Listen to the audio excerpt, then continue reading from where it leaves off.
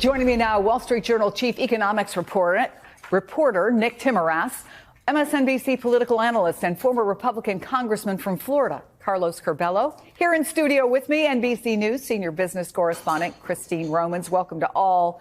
So, Christine, what exactly does this report tell us, and what might it mean for our wallets? It means this last mile of the inflation fight is bumpy, and you've got inflation back here at 3%. That's not the 2% target the Fed would like to see. It kind of handcuffs the Federal Reserve to lower interest rates anytime soon, and it means we're paying more for things like auto insurance, airfares, fuel oil. I mean, look at the progress, Chris, from the 9% inflation, right? So we've made a lot of progress, but look, the very far right of that chart shows inflation ticking up again. So still hotter than the Fed would like to see and families would like to see. So how are the markets taking it? So wobbling in the stock market. And look, what's happening in the markets is they're trying to figure out when, if the Fed will be able to cut interest rates anytime this year. Because when you have inflation that's too hot, you don't want to be cutting interest rates and potentially making it worse. So watching kind of the stock market wobble a little bit. But listen, there's a lot of uncertainty. There's a lot of uncertainty about what the president's policies are going to mean for inflation. When I talk to companies and when you listen to earnings calls, what they talk about is how much more it will cost to make their product or to do their business, not how much less because of the policies on the table right now. Nick, it caught my eye yesterday when you wrote that not every monthly inflation report is created equal. So talk about why this one matters so much. Well, Chris, if you think about how businesses operate, a lot of times if they had higher costs in the past year, they change their prices not every month. They might do it at the end of the year. So as we turn into a new year, we've seen the past several years, January tends to have more inflation. And the hope had been that we were finally past all of that. And so as you changed into a new calendar year, you didn't have these big price resets happening this January that you did in 24, that you did in 2023. And the news this morning was just not good. It shows that there are still inflationary pressures in the system. And so that just is going to make it harder to get on top of this.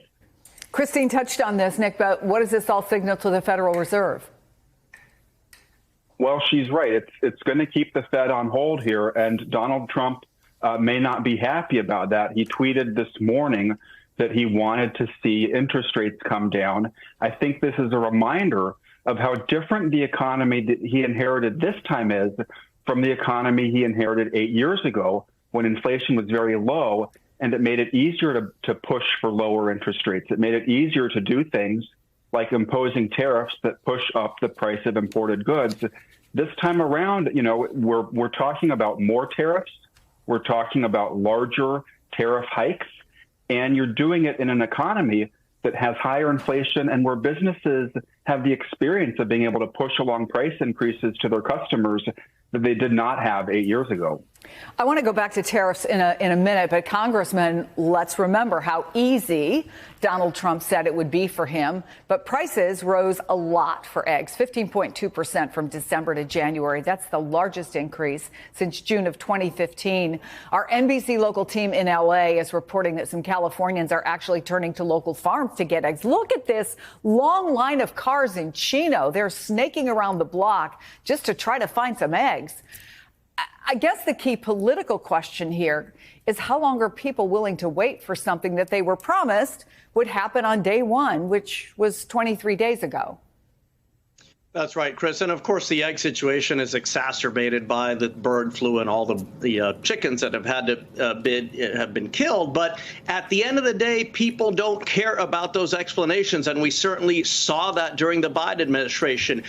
President Biden and his team continuously explained to the American people that inflation was better in the United States than the rest of the world, that our economy was stronger than the economies of the rest of the world, that his administration had passed the CHIPS Act and the bipartisan infrastructure bill. At the end of the day, people were frustrated by high prices, and that's something that now Donald Trump and Republicans are going to have to contend with. When people go to the polls in the fall of next year, this is the biggest question that's going to be on their minds. Did Trump and Republicans actually make inflation better? Did they make life more affordable in the United States? Right now, they're seeing how difficult that is. And these inflationary pressures aren't allowing interest rates to come down. And of course, that has a big effect on the rest of the economy and on businesses' plans for investment, for job creation. So this is the one issue. There's a lot out there, especially in this early going of the Trump administration, a lot to cover. But this is the one issue that politically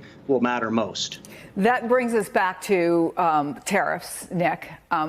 When Donald Trump said that this was going to be easy, this is a very complicated situation, but talk specifically about tariffs and how that could impact inflation. Well, tariffs could send prices up. If they don't, the Trump administration argues that they won't send consumer prices up. They could send the dollar up. And what that would mean is that U.S. manufacturers, companies that export, it becomes more expensive for them to do that. Amid everything, did you notice the little announcement that the Trump administration has ordered a halt to all federal funding for electric vehicle chargers across the United States? EV charging stations? You might think that would be a problem for Trump's billionaire co-president, his largest campaign donor, Elon Musk, who runs the electric car company Tesla. But you know what? There's a reason he's not complaining, quite the contrary. And it's because Elon Musk's company, Tesla, already has the biggest private charging network in the country, bigger than all of his competitors. So as he posted on his social media site last year, quote, "Take away the subsidies. It will only help Tesla." Well, now Donald Trump has done just that, leaving Tesla unchallenged as the largest EV charging network in the country, with no one really having any chance to catch up to them. Then there's one of Musk's other companies, SpaceX, a huge government contractor. Back in December, the New York Times reported that the Defense Department's Inspector General had opened a review into SpaceX for potentially violating rules about keeping sensitive government secrets out of the hands of our foreign adversaries. Elon Musk's own foreign travel and his contacts with foreign governments had reportedly not been disclosed regularly to the U.S. government, which not only impeded his own security clearance, but also reportedly led, in part at least, to this Inspector General's security review of potential national security risks surrounding his companies and specifically him. Well, when Donald Trump took office, he fired that Inspector General conducting that review, along with 17 other inspectors general across the government. Then there's Elon Musk's social media company, formerly known as Twitter. When Elon Musk took over that company, one of his goals was to turn it into a digital payment company. He wanted everybody to start using Twitter the way they used Zelle or Venmo to send money electronically. Starting this year, he announced a big new plan to do that. But, the Consumer Financial Protection Bureau, the government regulator that makes sure credit card companies and banks can't charge you junk fees or unnecessarily hike up your interest rates and screw you over that way.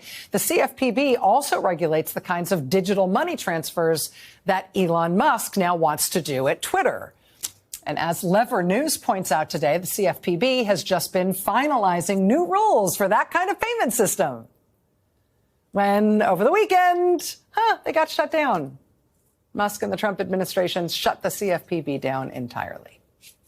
So if you voted for Trump because you thought banks and credit card companies are the good guys and they need more opportunities to screw people over on small print scams and junk fees and ballooning credit card interest rates and all the rest, well, if so, today must feel great. Must feel like you got a lot for your vote. The pushback against Trump's efforts to defund the police, to defund the financial police, has begun in earnest. Lawsuits have been filed already challenging Trump's shutdown of the CFPB. Today in Washington, protesters and lawmakers, look at this, turned out again in the street, rallied in support of CFPB and its workers outside of its headquarters. This was today in Washington, people showing up in person. Simply put, what Republicans are doing through this budget is a betrayal of the American middle class. They just waged an entire presidential campaign that was really geared on what folks thought was the number one issue, and that was making life more affordable for most Americans, especially after the inflation crisis that occurred beginning in 2021 as a result of the pandemic. Well, here we are, the first big budget, the economic agenda, not just for the next year, but over the next decade. And what we see is $4.5 trillion of tax cuts, almost all of which go to the richest 1% of Americans. But that's not all. The way they propose to pay for that $4.5 trillion of tax cuts is through deficit financing, combined with almost $900 billion in cuts to Medicaid and Obamacare. So in the end of the day, it's going to be middle-class families that pay for a tax cut that mostly goes to the top 1%.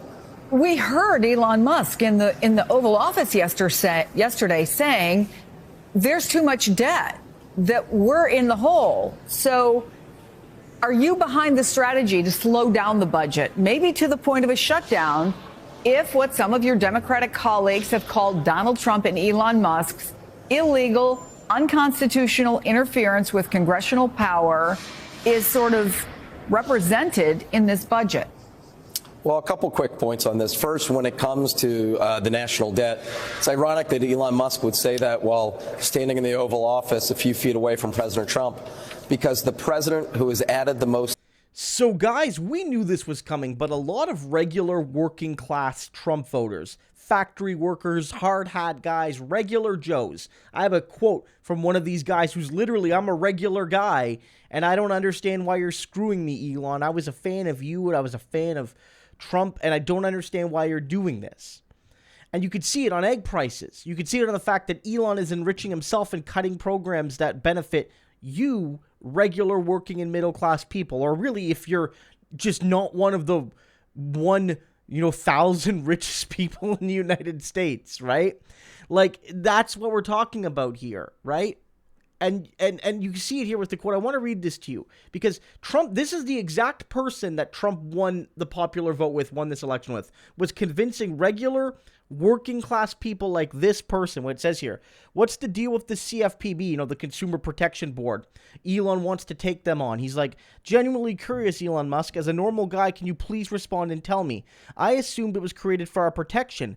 I've used it after my bank was giving me the runaround and had a bunch of fraud charges that they wouldn't refund me after telling me they found them as fraudulent. Within a week, I had my money back. So explain to me how this doesn't benefit us as American citizens.